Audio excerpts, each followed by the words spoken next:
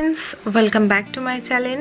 আজ আমি তোমাদের সাথে শেয়ার করতে চলেছি শুক্তানি ডালের রেসিপি, যেটি এই গরমকালে দুপুরের লাঞ্চে তৃপ্তি এনে দেবে, যেটি খেতে অনেক সুস্বাদু এবং গরম গরম ভাতে তো পুরো জমেই যাবে। তো আসো এই রেসিপিটি শেয়ার করে দিই। সবার প্রথমে যেটা আমাদের কাজ করতে হবে, ডালটিকে খুব ভালোভাবে ধুয়ে নিয়ে এখানে জল দিয়ে বসিয়ে দিতে হবে। তো এখানে আমি 3 মুঠো ডাল নিয়েছি, তার মধ্যে 1 মগ জল দিয়ে হাফ চামচ নুন এবং হাফ চামচ হলুদ গুঁড়ো দিয়ে এটাকে সাইডে বয়েল হবার জন্য রেখে দেবো। তোমরা এটা প্রেশার কুকারও করতে পারো। এই ডালটি যে রেসিপিটি আমি করছি, আমি সম্পূর্ণ মসুর ডাল দিয়ে করছি, কেন মসুরির ডাল সব ঘরে অ্যাভেলেবেল এবং মসুরির ডাল কিন্তু গরমকালে খেতেও অনেক ভালো লাগে এবং মসুরির ডাল দিয়ে যে কোনো রেসিপি অনেক টেস্টি লাগে। তো মসুর ডালটা এক সাইডে ঢাকা দিয়ে রেখে দেবো বয়েল হওয়ার জন্য। মসুরির ডাল যখন বয়েল হয়ে যাবে তখন কিন্তু আমাদের অন্য প্রসেস করতে হবে। তো আমি এক সাইডে মসুরির ডালটাকে বয়েল হওয়ার জন্য রেখে দিয়েছি, অন্য সাইডে আগে প্রিপারেশনগুলো করে নেব।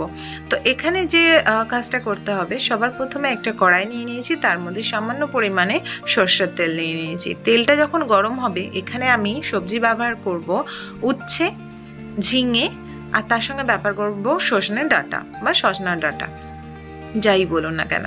তো এই তিনটে খুবই ভালো কম্বিনেশন, কিন্তু এর মধ্যে আপনি চাইলে পেঁপে অথবা লাউ অ্যাড করতে পারেন।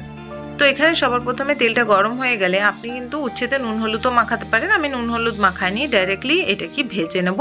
আর একদম বেশি ভাজবো না, জাস্ট এর কাঁচা যে ভাবটা সেটা হালকা করে চলে যাবে, ওই পরিমাণে ভাজবো এবং ভেজে তুলে নিয়েছি।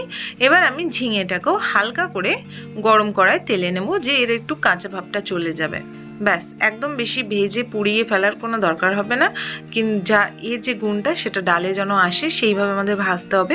হালকা করে একটু ভেজে নেবো। ডালটা না তেতো হবে না, মানে একটা এত সুন্দর ডালটা খেতে হবে যে আপনি এক থালা ভাত শুধু এই ডাল দিয়ে খেয়ে নিতে পারবেন। তবে দেখুন ভাজাভুজি শেষ, আর ডাঁটা তো ভাজার কোনো প্রশ্নই ওঠে না। এখানে ডাল খুব ভালোভাবে সেদ্ধ হয়ে গেছে, একটুখানি সেদ্ধ হতে বাকি, যেখানে আমি এখানে জল দেবো। কেন দেখতেই পাচ্ছেন 1 মগ জল দিয়েছি, ডালটা সেদ্ধ হয়ে জলটা পুরো কিন্তু শেষ হয়ে গিয়েছে। এখানে আমি আরও 1 মগ জল দিয়ে দেবো। এই ডালটা কিন্তু পাতলা পাতলাই বেশি ভালো লাগে, আপনি চাইলে কিন্তু আরেকটু জল অ্যাড করে দিতে পারেন। তারপরে এখানে আমি অ্যাড করে দেবো ভেজে রাখা যে সবজিগুলো আর তার সঙ্গে সজনার ডাঁটা। এটা ভালোভাবে দিয়ে এটাকে আমি হালকা করে একটু নাড়াচাড়া করে নেব। এবার এটাকে আমি ঢেকে সাইডে রেখে দেবো। এটি 4 থেকে 5 মিনিটের মধ্যে খুব সুন্দরভাবে বয়েল হয়ে যাবে এবং ডাঁটা আর ঝিঙে খুব ভালোভাবে সেদ্ধ হয়ে যাবে। তারপর আমি এর ফোড়ন দেবো।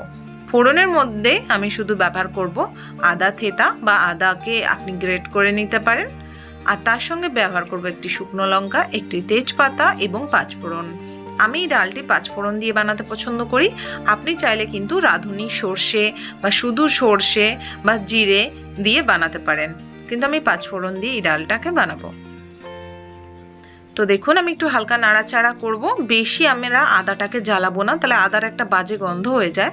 আদাটা জাস্ট একটুখানি হলেই আমাদের কমপ্লিট হয়ে যাবে, মানে আদাটা জাস্ট হালকা করে যখন লালচে লালচে হয়ে আসবে এবং ফোড়নটাও খুব ভালোভাবে ফুটে যাবে 5 ফোড়নটা, তখন শুকনো লঙ্কাটাও ভাজা হয়ে যাবে। তখন আমরা এতে একটুখানি পরিমাণে কড়াইটা ধুয়ে জল দিয়ে দেবো এবং ডালটাও ঢেলে দেবো।